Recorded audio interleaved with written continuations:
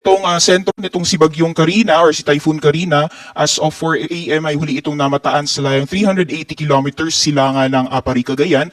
Nagtataglay po ito ng lakas ng hangin na umaabot ng 130 kilometers per hour malapit sa gitna at pagbugso na umaabot ng 160 kilometers per hour.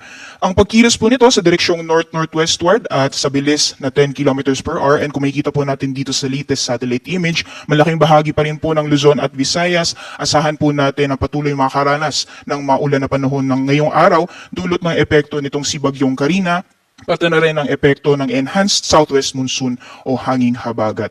Alamin po natin mamaya yung mga areas na makakaranas po ng malalakas na pagulan base po sa ating mga heavy rainfall warnings at yung mga weather advisories po na na-issue ng Pag-asa. Signal number 1 sa Batanes, sa Babuyan Islands, northern at eastern portions ng mainland Cagayan, pati na rin po sa eastern portion ng Isabela. Nakataas din po ang tropical cyclone wind signal number 1 sa northern portion ng Apayao, northern portion ng Ilocos Norte, northern portion ng Aurora, pati na rin sa Polillo Islands, Calaguas Islands, at northern portion ng Catanduanes. Sa mga nabanggit pong lugar, asahan po natin yung malalakas na hangin na dala nitong si Bagyong Karina.